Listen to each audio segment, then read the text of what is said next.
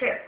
આ ઉદ્દેશ્યને સાકાર કરવા વિવિધ ગામોમાં વિકલાંગ બાળકોનો સર્વે હાથ ધરાયો હતો, જેમાં બાજવા ગામે 80 જેટલી સંખ્યામાં વિકલાંગ બાળકો મળી આવ્યા હતા, જેને લઈ વડોદરા તાલુકાના બાજવા ગામની પ્રાથમિક શાળા નંબર 1 પાસે અસ્તિત્વ ફાઉન્ડેશન સંચાલિત તથા બાજવા ગ્રામ પંચાયતના સહયોગથી ફાળવેલી જગ્યા ઉપર વિકલાંગ બાળકોના વિકાસ તથા સામાજિક પુનર્વસન અર્થે બાળ ગોપાલ શાળાનું ઉદ્ઘાટન કરવામાં આવ્યું હતું, જેમાં વિવિધ પ્રકારના વિકલાંગ બાળકોને તમામ પ્રકારની તાલીમ આપી સમાજના મુખ્ય પ્રવાહમાં લાવી આર્થિક રીતે પગભર કરવાની તાલીમ આપવામાં આવશે।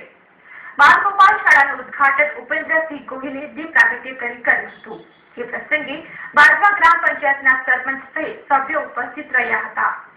વિકલાંગ બાળકોએ સુંદર મજાની પ્રાર્થના સાથે ઉપસ્થિત મહેમાનોનું સ્વાગત કર્યું હતું।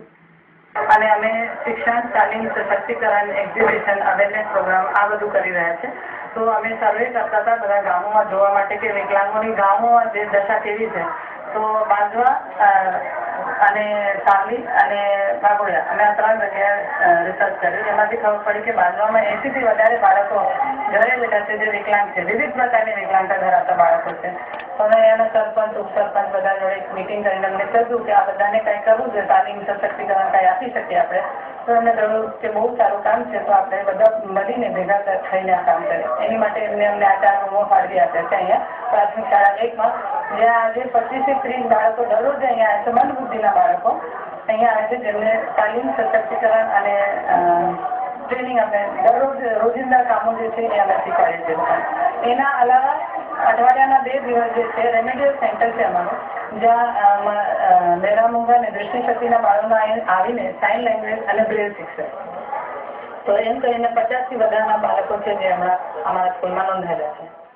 વિવિધ પ્રકારની વિકલાંગતા ધરાવતા બાળકોના માતા પિતાને અમારા પછી બાળકોનું શું થશે જેવો પ્રશ્ન મૂંઝવતો હોય છે, ત્યારે અસ્તિત્વ ફાઉન્ડેશન સંસ્થાએ માતા પિતાની મૂંઝવણ દૂર કરી વિવિધ પ્રકારના વિકલાંગોને સમાજના મુખ્ય પ્રવાહમાં લાવી આર્થિક રીતે પગભર કરવાની તાલીમ આપી સરાહનીય અભિયાન હાથ ધર્યું છે।